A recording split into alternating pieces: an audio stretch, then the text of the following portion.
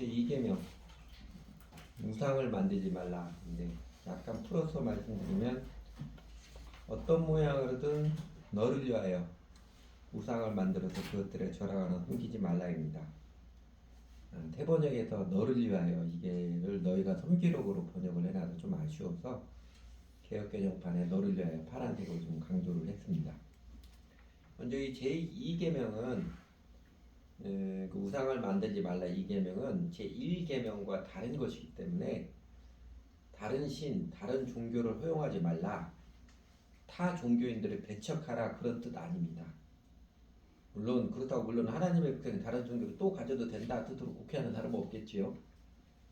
그러나 사람들이 우상을 만들지 말라, 섬기지 말라를 오해해서 불교나 다른 종교들을 배척하는 마음을 갖는 것은 아직 복음을 하나님을 잘 몰라서 그런 것입니다.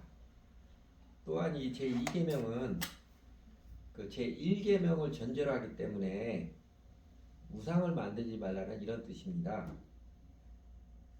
다른 종교에 기웃거리지 말라 뭐 이런 뜻이 아니라 너를 위하여 곧 내가 좋다고 눈에 보이는 형상으로, 네가 좋다고 눈에 보이는 형상으로 하나님을 대체하거나 하나님을 상징한다는 매개물을 만들지 말라 이런 뜻입니다. 다른 종교를 아는 게 아니고 하나님의 백성들이 내가 좋다고 내 자신을 위해서 하나님을 대체하거나 하나님을 상징하는 매개물을 만들지 말라는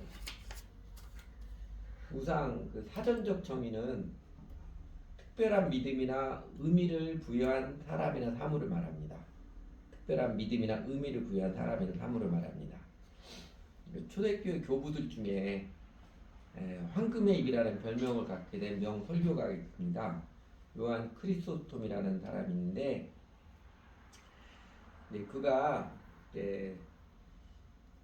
기독교화 되어가는 로마 제국 또 국가 권력화되어가는 교회의 침투에 들어온 우상들을 목격하고서 우상의 내면화 혹은 우상의 무형화 위험성을 이렇게 지적했었습니다. 눈에 보이는 형상보다 훨씬 더 위험한 것이 눈에 보이지 않는 우상들이다. 내가 말하고자 하는 것은 나무나 흙으로 만든 형상들보다 사람 가슴 속에 숨어있는 것들이 훨씬 더 위험한 우상이라는 사실이다. 옛날에 여러분도 다 이해하시죠? 깎아놓은 조각성보다도 내 마음 속에 우상을 집착하는 마음이 위험하다는 것 알고 계실 거예요. 그의 통찰처럼 우상, 외적으로 보이는 형상보다도 자기를 위해서 보이는 형상을 만들고 거기에 의미를 부여하고 절대적으로 신봉하는 사람의 내면의 마음이 문제의 핵심이라는 것입니다. 그것을 기억하면 우상은 자기 욕망을 투사하여 만든 표상, 더 줄이면 우상은 욕망의 투사입니다. 자기 욕망의 투사이고 또 다르게 표현하면 자기를 위한 집착적 사랑의 대상이 우상입니다. 그래서 신학자들은 아주 쉬운 표현으로 기독교인들에게 우상이란 하나님보다 더 사랑하는 것, 하나님보다 더 사랑하는 것 이렇게 말하기도 합니다.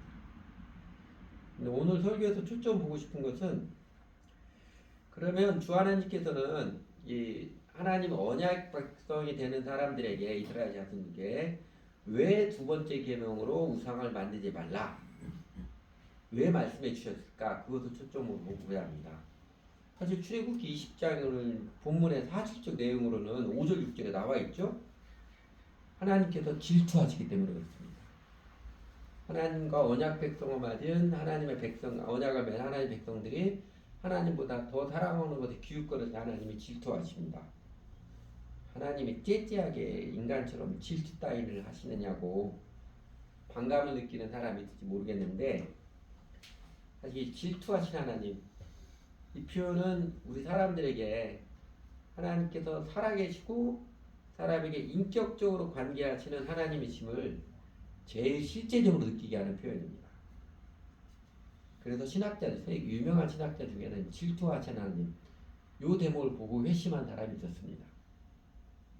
여러분 질투심이 없는 사랑은 사실 진짜 사랑이 아닙니다. 그냥 체면상 예의에 불과할 뿐입니다. 그리고 하나님 믿는 신앙은요, 사실 사랑의 문제입니다. 하나님을 제일 사랑하느냐, 다른 것들을 더 사랑하느냐, 그 차원의 이야기입니다. 그리고요, 사실은 인생의 가치와 행복도, 인생의 보람과 행복도 사랑의 문제. 내가 무엇을 혹은 누구를 제일 사랑하느냐, 이 질문에 달려 있습니다. 여러분, 무엇을 누구를 제일 사랑하는 것 같습니까? 인생의 퀄리티가 이 질문에 달려 있습니다. 여러분도 이런 이야기 들어보셨는지 모르겠는데, 중국의 초등학생들의 시험 문제 중에 이런 게 있었습니다. 각 나라에서 초등학생들에게 아주 이상한 기발한 시험 문제 내는 애가 종종 있잖아요. 중국의 초등학생들 이런 문제가 된 적이 있습니다. 양 26마리하고 염소 10마리를 싣고 가는 배 선장의 나이는 몇 살인가? 혹시 이런 거 들어보셨어요? 양 26마리하고 염소 10마리를 싣고 가는 배 선장의 나이는 몇 살인가? 여러분이라면 뭐라고 대답하시겠습니까? 정답은요, 선장의 나이가 몇 살이라 해도 다 맞는 정답이었습니다. 근데 이런 질문하는 의도는요, 딱 한 가지였어요. 중국 학생들이 암기 위주의 공부를 넘어서 얼마나 창의력을 갖고 있는가, 이것을 보기 위함이었습니다.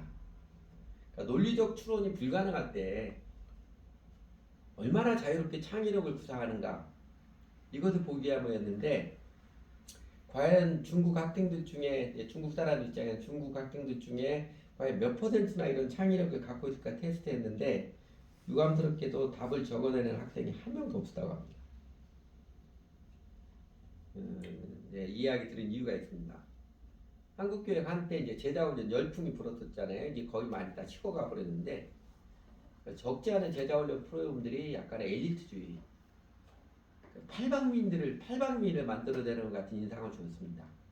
이것도 잘해야 되고 저것도 갖춰야 하고, 그렇게 팔방미인을 만들려는 그런 색깔이 좀 짙었는데, 그래서 제자훈련하는 단체들보다 이 탁월성을 굉장히 강조했습니다. 그러나 사실 예수님의 제자훈련은 좀 차원이 달랐습니다. 우리 주 예수님께서 제자들을 부르시고 3년 반 동안 함께 하시며 그들을 당신의 제자로 삼으시면, 말하자면 제자훈련 시키셨는데, 그 3년 반 동안 전체 제자훈련의 초점이 무엇이었을 것 같아요? 예수님의 제자로서 이들이 마음의 준비가 되었는지 마지막 테스트하는 장면이 성경에 나옵니다. 그 장면에서 예수님께서 제자들에게 딱 한 가지만 확인하셨습니다. 그게 무엇인지, 어느 장면인지 기억되십니까? 요한복음 21장에 나오죠. 예수님이 부활하신 다음에 그 디베라 바닷가, 예수님과 제자들의 몇몇 제자 첫 만남의 추억 있는 장소에서 멀리서 동이 터오르는 새벽녘에 그 고즈넉한 배경 가운데 물고기 굽는 냄새가 향연처럼 피어나는 저는 낭만적인 분위기 가운데 예수님께서 베드로에게 딱 한 가지 질문을 3번 물어보셨지요. 시몬아, 내가 이것들보다 나를 더 사랑하느냐? 시몬아, 내가 이것들보다 나를 더 사랑하느냐?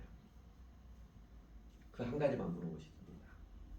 네가 네 일보다도, 먹고 살게 해주는 돈보다도, 어떤 사람보다도, 그리고 내 가족보다도, 네 자신보다도 나 예수를 더 사랑하느냐? 이 한 가지가 예수님의 제자들의 핵심입니다.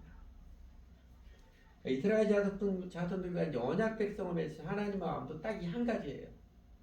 하나님께서 당신의 백성들과 제일 사랑하는 관계를 맺고 싶은 그 열정입니다. 하나님의 그 사랑을 받으며 하나님을 사랑하며 살아가는 사람이 최고의 인생, 제일 행복하고 아름답고 의미 있는 인생을 살아갑니다. 그 사랑의 하나님께서 둘째 계명, 우상을 만들지 몰라, 어떻게 보면 배신 때리지 말라, 이런 의미라고 할 수 있잖아요. 두 번째 계명을 주시는 이유, 그 그 사랑의 이유 조금 더 구체적으로 살펴보면 이렇게 정리할 수 있습니다. 첫째는요, 우상 숭배는 하나님을 멀어지게 해서 인간을 폭력적인 존재가 되게 하는 인간성의 파괴를 낳기 때문에 그렇습니다. 하나님을 멀어지게 해서 인간을 폭력적인 존재가 되게 하는 게 우상 숭배입니다. 충신대학교에 그 윤영철 교수라고 조직지 지나가는 교수가 있습니다. 그 사람이 우상의 또 다른 얼굴, 이데올로기, 우상화, 우상적 기능에 대한 비판 이런 논문을 썼는데 거기에서 우상 숭배의 특성을 세 가지를 꼽았습니다. 절대화, 현실 왜곡, 그리고 욕망의 강화, 욕망의 형성과 강화가 그것입니다. 절대화라는 이런 것입니다. 사실 우상은 역사적이고 상대적인 피조물이 초역사적이고 초월적인 것으로 절대화된 것을 말합니다.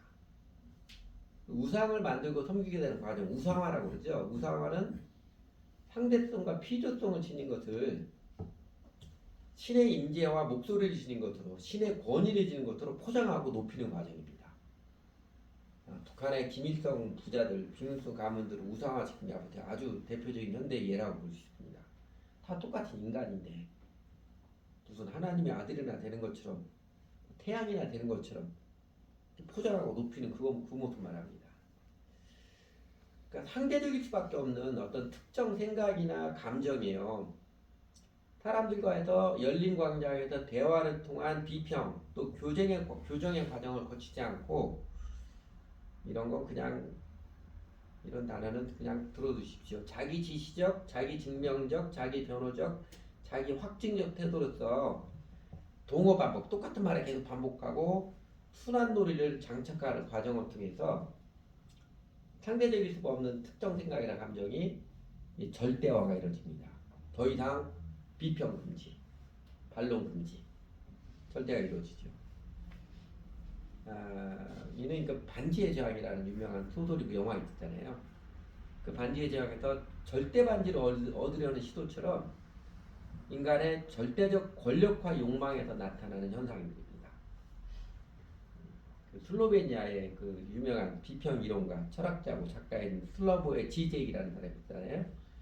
그 슬라보의 지젝은 이런 과정을 이데올로기적 신비화라고 부릅니다. 사물의 실상이 왜곡되고 전혀 다른 종류로 탈바꿈되어서 실제로 존재하는 그 모습 그대로가 아니라 실제로 존재하는 바대로가 아니라 이게 갑자기 숭고한 대상으로 높여지고 심지어 물질적 가치를 뛰어넘는 영구하고 영원하고 본질적 가치를 부여받았다고 철떡같이 믿어버리게 되는 그 과정 말입니다. 신격화되는 과정이죠. 이런 왜곡된 재상생활의 단적인 예가 만모니즘이 대표적입니다. 돈이 하나님 되는 만모니즘 대표적입니다. 원래 돈의 가치는 사회적 약속에 따른 것이죠. 우리 사람들이 사회적 약속으로 만든 게 돈입니다. 돈의 가치는 재화와 용역을 손쉽게 교환하기 위해서 사회적 약속에 달리는 것인데 현대 만모니즘과 그것을 떠받치는 이 자본주의 경제 체제에서 화폐의 가치는 그 사회적인 합의나 실제로 존재하는 바 그걸 훨씬 뛰어넘어서 만능의 신호로 이제 격상되어 버렸지요. 그래서 돈은 건강, 친밀함, 사랑, 존경, 지식, 명예, 행복 등등 모든 삶의 기회를 다 살 수 있는 보편적 가치를 지는 절대적 대상으로 추앙되어 버렸습니다. 그래서 뭐니 해도 머니가 최고다. 이 말이 우스갯소리만이 아니면서로 통용되게 된 것입니다. 이렇게 왜곡된 재상의 단적인 또 하나가 이제 국가주의죠. 뭐 어제 오늘 또 광화문의 한남동에서 이렇게 시위하는 사람들 중에는 보수주의자든 진보주의자든 이 국가주의 우상에 빠져 있어가지고 자기도 모르게 우상 숭배하고 하는 사람들이 꽤 많을 것입니다.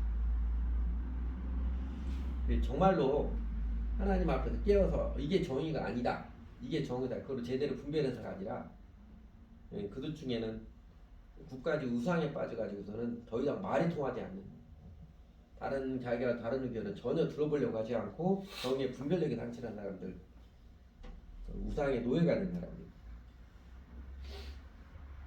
그 반지의 제왕에서 절대 반지를 차지하라고 서로 싸우고 죽이고자 하는 것처럼 그 피조물 또 상대적인 것을 이렇게 절대화시켜버리는 게 집착에서는요, 자기 것을 관철시키기 위해서 필연적으로 폭력을 행사하는 폭력적 인간이 되고야만 합니다.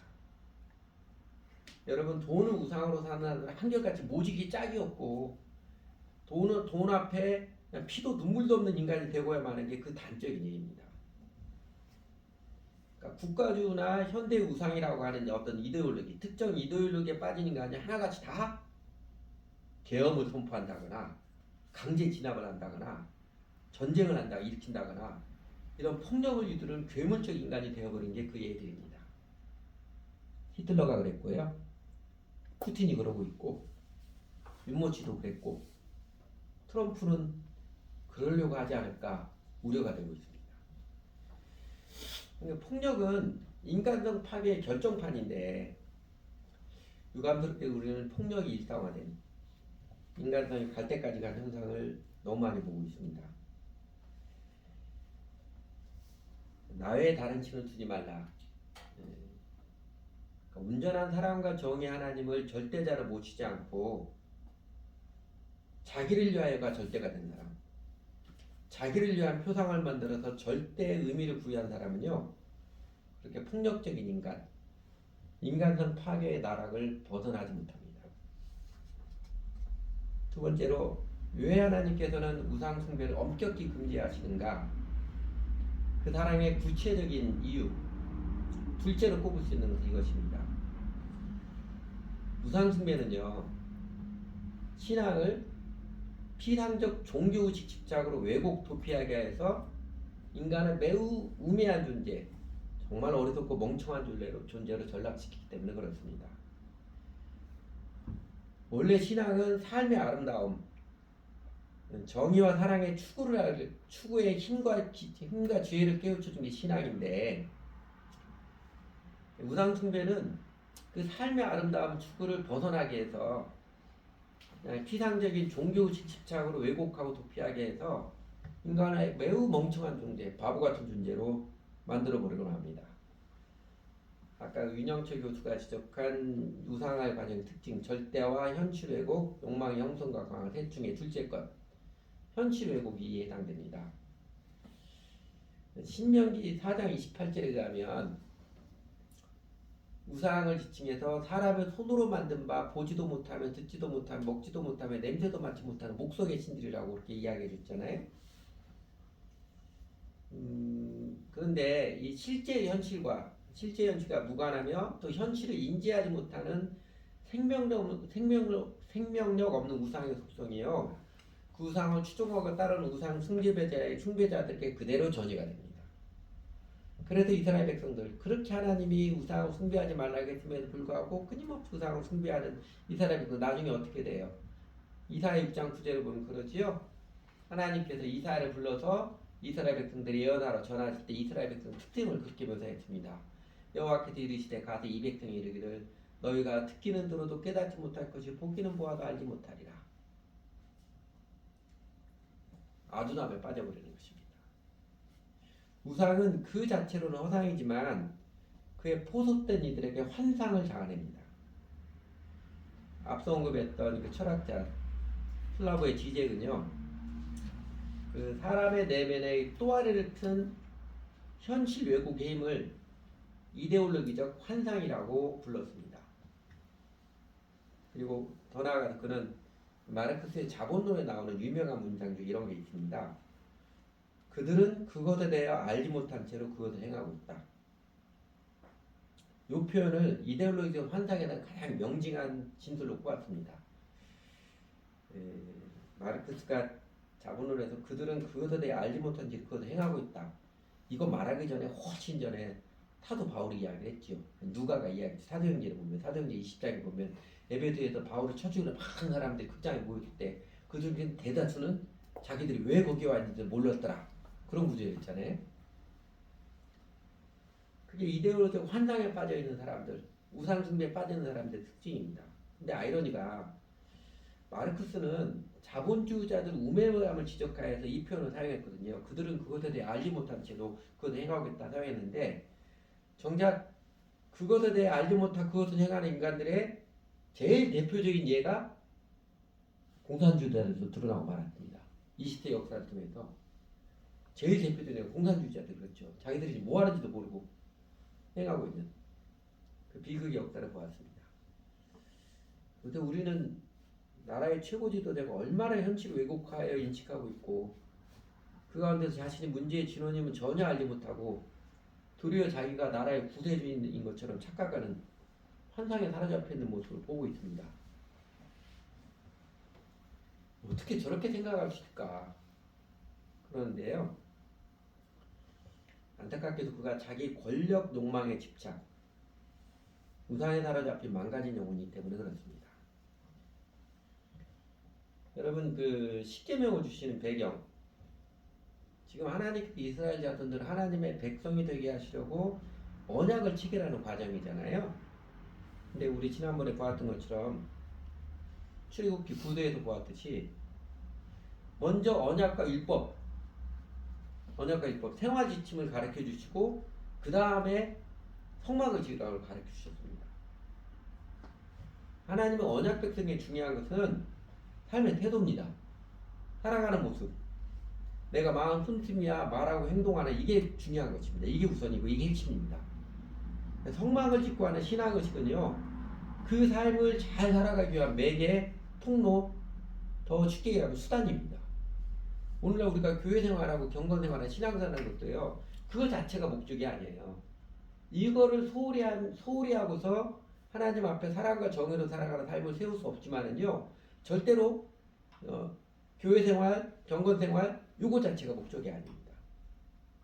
교회 생활, 경건 생활을 통해서 우리가 살아가는 삶 전체의 모습, 마음 씀씀이 말하는 것, 행동하는 것이 사랑으로 참되게 말하는 예수님을 닮아가는 그게 핵심입니다. 근데 여러분 구약성경에 기록된 이스라엘 역사는 가히 우상숭배의 역사라고 해도 과언은 아닌 것 같지요.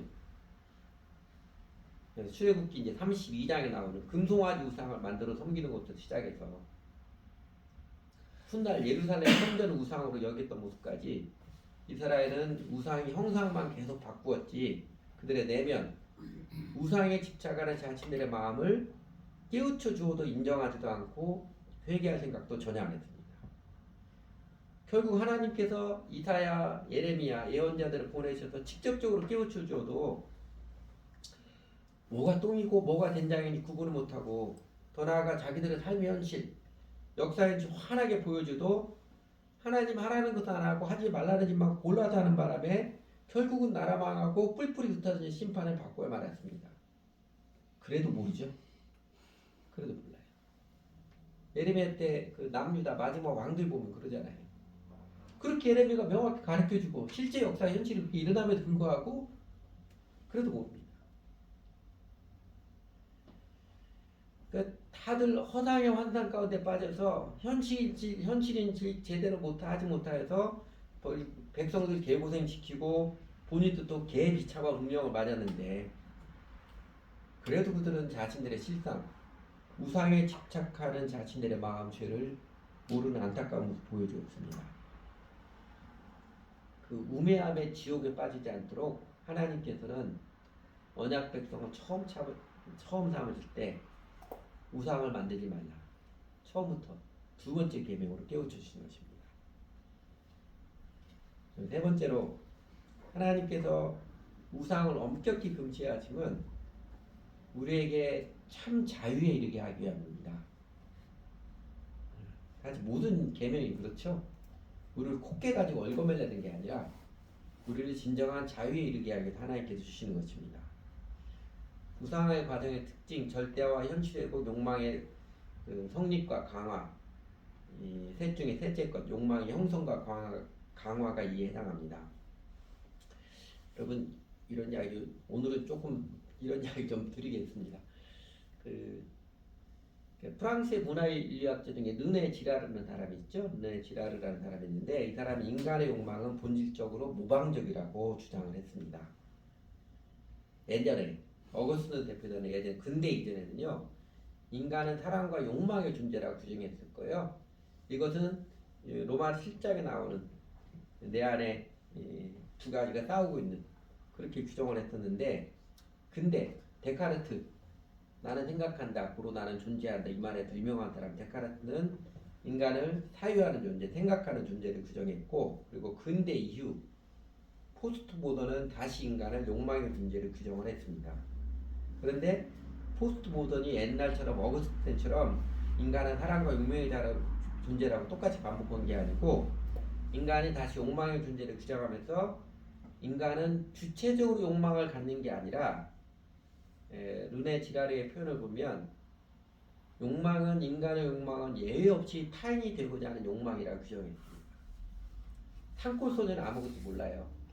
산골 소녀가 도시에서 사람들이 화려한 핸드폰을 갖고 이런 거 보게 되니까 자신도 그 욕망에 사로잡히는 것과 같은 모습입니다. 부탄이라는 나라가 그전에는 삶의 만족도, 행복지수 항상 1위를 했었는데, 부탄이라는 나라의 백성들이 핸드폰이 주어지고 인터넷이 주어지면서 갑자기 부탄 국민들의 행복지수가 87위로 떨어졌어요. 딴 나라도 보게 된 겁니다. 그걸 말하는 것입니다. 그러니까 인간은 다른 누군가를 닮기 원하며, 그런 방식으로 인간은 자기보다 더 큰 타자와의 연합을 통해서 자신을 초월하고 자기 존재 의미를 찾으려 한다는 것입니다. 이런 거예요. 대통령에 목매는 사람들, 연예인, 아주 노골적으로 연예인 아이돌이라고 그러죠. 아주 직접적으로 대놓고 걔가 나의 우상이야, 뭐 이렇게 말하는 사람이 있고, 스포츠 스타에 열광하는 이런 현상들 말합니다. 근데 이제 성경적으로 해석하면 인간은 하나님이 형상대로 지음을 받았잖아요. 그러니까 본래 하나님 자신의 창조주이신 하나님의 성품과 하나님의 영광을 실현하는, 하나님 형상대로 지음받아서 하나님의 성품과 영광을 실현하는 그 하나님을 닮아가는 존재로 지음을 받았습니다. 그런데 그 하나님을 거부하고 자신이 하나님 노릇하고자 하는 인간은요, 이제 하나님을 닮아가려는 것이 아니라 뭐예요? 자기 마음대로, 자기가 하나님 노릇해야 되니까 자기 마음대로 자기 임의대로 다스릴 수 있는 표상을 설정하고 그것을 닮으려고 애를 쓰는 존재가 되어버린 것입니다. 여러분, 여기 보았던 것처럼 이스라엘 백성들이 그 언약의 책, 율법을 그렇게 많이, 출애굽기도 20장부터 24장까지 있는 또 언약 체결식 하고 나서 모세가 성막 건축 집수를 받아 시내에서 올라가도 얼마나 되었다고 이스라엘 백성 금방 금송아지 만들어 버리잖아요. 가만히 못 있는 거죠. 자기들이 임의대로 다스릴 표상을 설정하고 그것을 잘못 애를 쓴 죄가 되었습니다. 그래서 우상숭배라는 것은 인간의 형상, 모방적 특성이, 사실 인간의 형상에 모방적 특성이 있습니다. 하나님을 닮아가는 모방적 특성이 오용되거나 왜곡되어서 사람이 창조자 하나님을 닮아가는 게 아니라 피조세계에 무엇을 모방하고 반영하는 것을 말합니다. 그래서 고대인이든 중세인이든 현대인이든지 원초적 인간은 욕망의 추구의 대상을 찾고 그것을 숭배하고 그것에 충성하며 그것을 모방하고 반영합니다. 그게 돈을 많이 번 사람이든 권력을 많이 쥔 사람이든 미모가 뛰어난 사람이든 무슨 특별한 재주가 있는 사람이든 그것을 찾고 그것을 숭배하고 그것에 충성하고 그것을 모방하는데 헌신하죠. 그래서 욕망의 추구와 예배의 대상을 제시하는 것이 전통적으로 이게 종교죠. 종교의 기능이었는데, 근데 근대 이후 무신론이 점점 지배해지는, 종교적 지배와 영향이 약화될 때 그 자리를 차지한 것이 이데올로기였습니다. 그래서 근대에 들어서면서 이데올로기는 유사 종교적 힘을 얻고 우상의 자리에 등극했습니다. 그 제일 극명한 예가 공산주의 이데올로기였지요. 아직도 북한은 그 체제에 사로잡히는 것 같은 모습 보이고 있습니다. 그 공산주의뿐만 아니라 세상 전체에서, 근대 이후 세상 전체에서 이데올로기 표식이 무슨 주의잖아요. 뭐 이즘. 그 주를 모든 것들 뒤에 붙여두는 일상의 어느 습관이 된 모습이죠. 근데 그게 이제 그 증거입니다. 그러니까 이런 것입니다. 자유민주주의나 사회주의, 혹은 국가주의나 무정부주의와 같은 정치 이데올로기, 문화보수주의나 문화개방주의와 같은 문화 이데올로기, 우리 것이 좋은 거예요. 이거 문화보수주의입니다. 그리고 개방하지 않은 민족은 개방해서 다 잘 사는 나라인데 개방하지 않아서 망하지 않은 나라는 없다. 이런 건 이제 문화 개방주의죠. 그런 문화 이데올로기. 또 자유방임주의나 국가자본주의와 같은 경제 이데올로기, 또 권위주의냐 자유주의와 같은 사회 이데올로기, 또 이제 이런 것들입니다. 생태주의나 개발주의와 같은 환경 이데올로기, 자연을 잘 개발할 것이냐 그대로 보존할 것이냐 환경 이데올로기죠. 그 다음에 가족주의나 지역주의 같은 그건 민족주의나 혈통주의와 같은 이제 집단 이데올로기, 그리고 이슬람주의나 기독교 근본주의와 같은 종교 이데올로기까지 우리가 사는 세상에는 삶과 세상을 배후에 이데올로기가 가득합니다. 한 걸음 더 나아가서 포스트 모던 시대에서는요, 이데올로기보다 감각, 느낌, 충동이 우상이다라고 등극한 것 같습니다. 한동안 80년대 이후로부터 서울대에서 최고 인기 강의했던 게 김수환 교수인가요? 마르크스주 강좌였었거든요. 작년에 이 강좌 수강생이 한 명도 없어서 폐강되었습니다. 그거 수강 신청하다 난리를 쳤던 게 몇십 년 같은데 폐강됐어요. 우리 시대는 이데올로기는 이제 고리타분한 것이 되었고, 일관된 사상에 집착하는 사람들의 꼰대 취급을 받게 되는 그런 사회 분위기가 되어버렸습니다. 교회 분위기도 마찬가지예요. 신앙생활 오래 하신 권사님이나 분들 아시겠지만 3, 40년 전에는요, 교회, 목사님 설교가 얼마나 좋으냐, 이게 아주 절대적으로 중요했습니다. 근데 요새 교회 찾는 목사님 설교가 어디가 좋으냐, 이거 찾는 사람 없어요. 분위기 어떠냐, 이거 찾지요. 특히 젊은이들 더 그럽니다. 우리 교회가 그래서 사람들이 안 오는 것일지도 모르겠어요. 여담이고요. 그래서 포스트 모던은요, 그때 달라요. 그 느낌 아니까. 그 개콘의 유행어처럼 감각과 느낌이 절대가치가 되어버린 시대가 왔습니다. 이 포스트 모던 시대에 가장 큰 영향력을 행사하고 있는 사상가를 셋을 꼽는데, 니체하고 마르크스하고 프로이드하고 셋을 꼽습니다. 톰 라이트라는 영국의 신학자 이름 들어보셨죠? 그 영국의 신학자가 이 세대에 대해서 그렇게 말했습니다. 이 니체, 마르크스, 프로이드, 그들은 겉으로 보기에 매끄럽고 이해할 수 있는 근대 세계의 표면 아래에 숨겨진 동기를 드러내야 한다고 주장했다. 근대는 좀 나이스하거든요. 겉으로 보기에 매끄럽고 이해할 수 있는 잘 짜여진 체계였는데, 그러나 그 표면 아래에 숨겨진 동기가 있다. 그 동기를 드러내야 한다고 그들은 한결같이 주장했습니다. 근데 그 동기가 뭐냐? 니체는 그것을 권력의 의지라고 그랬고요. 권력이라고 했고, 마르크스는요, 모든 것은 돈으로 귀결된다고 말했고, 그리고 프로이드는 그것은 성적 충동이라고 말했습니다. 이 사람들은 그 각각의 것들을 사람들이 좋아하든 싫어하든 상관없이, 사람들이 좋아하든 싫어하든 사람들의 내면에 깔려있는, 저 바탕에 깔려있는 힘 또는 충동으로 보았습니다. 인간의 본능이라는 것이지요. 돈, 섹스, 권력. 창세기 3장에서 하나님을 떠난 인간은 욕망의 노예가 되잖아요. 먹음직도 하고 보암직도 하고 지혜롭게 할 만큼 탐스럽게 다는 것처럼 그것을 말하는 것입니다. 근데 결국은 앞서 이제 제가 짧게 이제 근대 이데올로기든 근대 이후 포스트 시대 감각과 느낌이든, 인간이 자기를 위하여 만든 표상, 그 형상에 자기 욕망을 투사한 우상 숭배는요, 돈, 섹스, 권력으로 대표되는 인간 욕망의 집착입니다. 세상의 역사가 또 인간 사상의 역사가 이를 확인해 준 것입니다. 그러니까 크리소스톰이 일찍이 간파했던 바, 눈에 보이는 형상이 아니라 그보다 훨씬 더 위험한 것, 눈에 보이지 않는 것, 사람 가슴 속에 있는 게 우상 숭배의 본질이라는 것을 우리 역사를 거쳐오면서 더 확연하게 인식시켜주고 노골적으로 드러난 모습이라고 할 수 있습니다. 그리고 이 욕망의 추구는요, 집착을 낳게 되어 있습니다. 집착을 낳게 되어 있어요. 알코올 중독자나 마약 중독자들이 보여주듯이 그 마음의 집착은요, 영혼을 노예로 만들어 옵니다. 이제는 자기 스스로도 통제가 안 되는 노예 상태가 되고야 맙니다. 아프리카나 이제 아시아 일부 국가 여러분 메디나충이라는 기생충이 있다는 거 들어보셨어요? 이 메디나충은 인간을 조종하는 기생충이라고 합니다.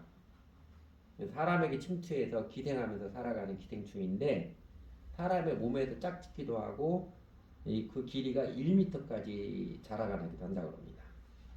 근데 사람의 몸에서 1m짜리 기생충들이 짝짓기를 한 후에 유충을 품게 돼 남거든요. 유충을 다시 물로 보내기 위해서 물로 보내야 되거든요.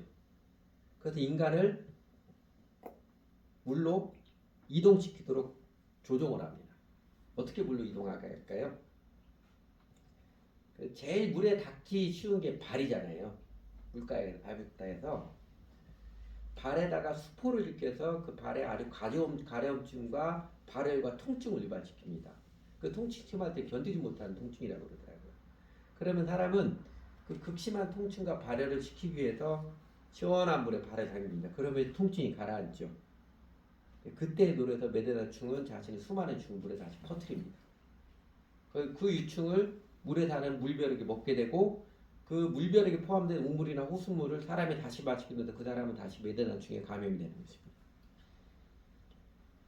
사람은 자신이 자유롭게 선택해서 발에 가렵고 아프니까 물에 발에 시원하니까 물에 담는다고 했지만 사실은 메데나충의 노예가 되고 조종당하고 있듯이 인간은 자신의 행복을 위해서 권력, 성적 쾌락, 돈을 자유롭게 선택하고 자부해 말할지 모르지만 사실은 이런 충동들에게 맹목적으로 따른 욕망의 노예일 뿐입니다.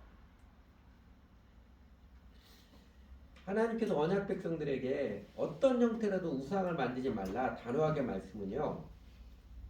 사실은 사람을 그 죄의 종, 욕망의 노예 상태로부터 자유케 하기 위함입니다.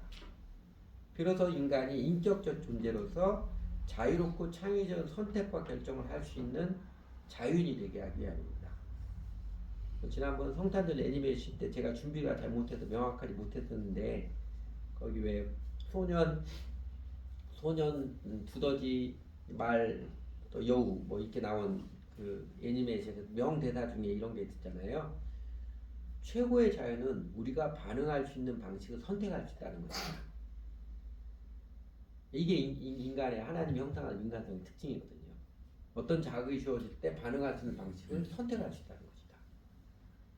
여우는 너구리를 잡아먹으려 했지만 너구리는 그 여우 앞에서도 전혀 다른 선택을 하는 여우를 살려준 선택을 했던 것처럼 말입니다. 군대 생활에 잘 적응 못하는 사람이 자유인이 아니라요. 군대 생활에도 잘 적응하며 즐겁게 살아가는 사람이 자유인입니다. 어느 사람도 함께 어울려도 스트레스 안 받을 수 없죠. 사람은 고슴도치 같아서 어울리면 가까이 가면 스트레스 받고 같이 찔리고 또 멀어지면 춥고 그게 사람의 특징인데 근데 어느 사람 함께 해도 그 스트레스 극복할 줄 알고 있고 크게 받지 않고 스트레스 크게 받지 않더라도 극복하는 것이죠. 극복할 수 있게 되고 어느 환경에서도 그래도 노래하며 살아가는 여유를 부르며 살아갈 줄 아는 사람이 자유인입니다. 하나님께서 우리에게 그 자유를 안겨주시려고 욕망에 집착, 우상을 만들지 말라라고 깨우쳐주셨습니다. 그 자유를 안겨주시려고 주 예수님께서는 당신을 그리스도 주님으로 믿고 당신을 배우고 따르라고 우리를 초청하신 것입니다. 결국 우상을 만들지 말라 두 번째 계명 매우 소극적인 금기처럼 들리지만 인간을 제한하는 것 같고 코 깨는 것 같은 강제의 룰처럼 들리지만 사실은 이 두 번째 계명을 주시는 하나님의 마음은요. 내가 오늘 내 행복을 위하여서 내게 명하는 여호와의 명령과 규례를 지킬 것이 아니냐. 보았던 것처럼 신명기 10장 14절에 나와있던 것이 우리 행복, 영생을 위한 은혜의 추천이고 사랑의 배려입니다. 그래서 정리하면 우상을 만들지 말라 10계명의 두 번째 계명 아래와 같은 세 가지 메시지로 구체화시키겠습니다. 첫째는 이게 문제는 이제 자기를 위하여 우상을 만드는 거거든요. 내 욕망에 집착하려는 죄인의 반성을 계속해서 벗어가고 자아를 잊어버리고 전심으로 주 예수를 따르십시오. 여기에 대한 설명을 다시 반복하지 않겠습니다. 두 번째로 신앙 행습, 종교의식으로 땜질하려는 쉬운 길을 찾는 그 영혼의 게으름을 부인하고 주 예수님을 닮아가는 삶, 사랑으로 참된 것을 말하고 행하는 그리스도의 태도 행동을 배우고 담기를 추구하십시오. 세 번째, 적극적으로 능동적으로 하나님의 사랑을 알고 하나님을 사랑하며 살아가십시오. 이게 예수를 주님으로 믿고 따르는 신앙생활입니다. 그리고 그 길이 참된 인간성을 회복하게 하고 인간과 세상 현실에 대한 올바른 인식을 갖게 하며 그리고 우리 영혼을 우리 마음을 참 자유에 이르게 하는 생명의 길입니다. 기도하지요.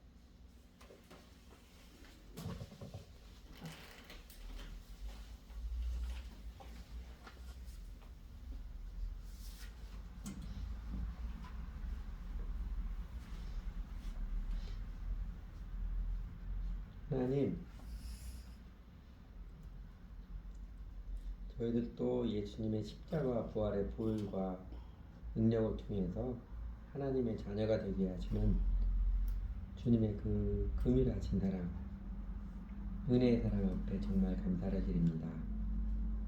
저희가 아무것도 모를 때, 저희가 사실은 욕망의 노예였던 것도 모른 채 그냥 살아가는 모습이었었고, 어쩌다 살면서 하나님에 대한 인식을 했을 때에도 적당히 종교의식 수준에 머무르기 잘하는 그런 모습이었는데 저희를 포기하지 않으시고 하나님 삶의 지침을 깨우쳐 주심으로 더 나아가서 십자가의 사랑과 부활의 능력을 보여주시는 예수님께서 인생의 실제로 깨우쳐 주시는 그 가르침들을 통하여서 우리를 진정한 자유인으로 이끌어 주시는 그 사랑을 베풀어 주셔서 감사를 드립니다. 하나님, 저희도 얼마나 하나님 아닌 것을 절대화시키기 잘하였는지, 또 그래야만 마음이 평안한 것처럼 잘못 살아왔는지 저희도 모르지 않습니다.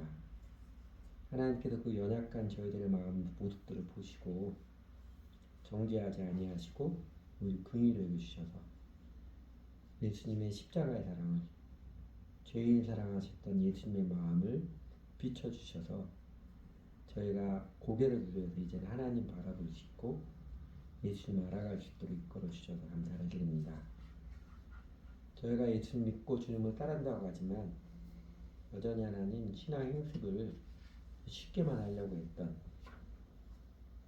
도피적으로만 하려고 했던 저희가 살아가는 마음의 생각들이나 다른 사람에 대한 태도나 일상을 살아가는 삶의 모습을 사랑으로 참된 것을 말하신 예수님을 닮아가려는 모습이 아니라 교회 열심히 다니면 복 받겠지 이렇게 쉽게 생각해버리는 도피했던 모습이 참 많았었는데 하나님 그 허망한 모습이 얼마나 허망한 것인지 더 깨달아 알게 해주시고 예수 믿는 자에게 영생이 실제의 생명이고 능력임을 더 확연하게 나타내 주셔서 감사를 드립니다. 그리고 저희가 생각해도 여전히 부족하고 하염없이 부족한데 그래도 예수님을 알아가고자 하고 예수님 앞에 바르게 나아가고자 할 때 예수님을 주님으로 믿고 주님을 배우며 따라가며 어설픈 몸짓이라도 그렇게 살아가고자 할 때 그 생명이 실제로 무엇인지 자유가 실제로 무엇인지를 우리에게도 점점점 체험케 해주셔서 저희도 더욱 기대를 갖고 하나님의 약속에 대한 신뢰를 갖고 주님을 더 기쁘게 따라갈 수 있도록 저희를 초청하시고 이끌어 주셔서 감사를 드립니다. 하나님 아버지 저희를 긍휼히 여기셔서 저희 마음을 더욱더 맑게 뜨게 해 주십시오. 이렇게 뭐 하지 말라 이 계명을 주신 하나님의 그 내면의 마음이 정말 깊은 사랑이라는 것을 보일 수 있도록 우리 마음 눈을 새롭게 열어주시기를 기도드립니다. 그리고 하나님 우상을 만들지 말라, 그것을 만들어 섬기려고 하지 말라, 그 명확한 계명을 주심에도 저희가 인간성이 파괴되는 인생을 망가뜨리는 길을 피하고 또 노예가 되는 욕망과 죄의 노예가 되는 길을 피하고 하나님의 은혜 안에서 생명의 환희를 누리며 하나님이 함께 하시는 권능의 은혜를 주며 사람답게 사는 게 무엇인지 인생의 자유의 행복을 맛보며 살아가는 것이 무엇인지를 체험할 수 있도록 이끌어 주셔서 정말 감사를 드립니다. 그 은혜를 더욱 더하여 주십시오. 저희들의 마음 눈을 예수님의 가르침으로 더 명확히 깨우치려 알게 해주셔서 정말로 저희도 진리를 알지 진리가 되는 자유케 하리라가 체험이 될 수 있도록, 그래서 우리들의 삶을 살아가는 동안 그 당당함으로 하나님을 자는 즐거움과 기쁨으로 생명의 환희로 살아갈 수 있도록 도와주시고 이끌어주시기 원합니다. 안타깝게도 저희 주변에는 여전히 우상 숭배의 노예, 욕망으로 노예로 살아가는 이웃들이 너무나 많이 있습니다. 어쩌면 저희들의 마음과 삶 안에 하나님 그 죄로부터 자유하는 자유함을 더 누리게 하시고, 또 하나님 함께 하시는 생명의 은혜를 누려서 하나님만은 하나님 모시고 살아가는 그 삶을 통해 은혜를 더욱 누려서 우리 이웃들에 대한 향한, 안타깝게도 지금도 욕망의 노예에 사는 이웃들을 향한 사랑의 마음을 크게 감동하시고 이끌어주시기 원합니다. 우리가 다른 목표를 가지고서 다른 사람들 사랑하는 척하는 모습이 아니라 우리 눈에 보여지기 때문에 저희가 예수님 알아가고 예수님의 생명의 약속을 경험한 그 생명의 환희를 인하여서 우리 이웃들도 그 생명을 누릴 수 있도록, 그 자유를 누릴 수 있도록 사랑하는 마음 더 깊어지고 넓어지고 커질 수 있도록 하나님 도와주시고 이끌어주세요.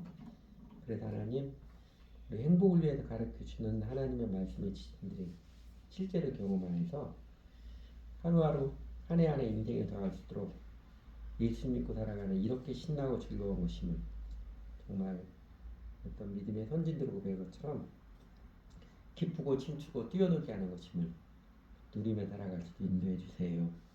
예수님 이름으로 기도드렸습니다. 아멘.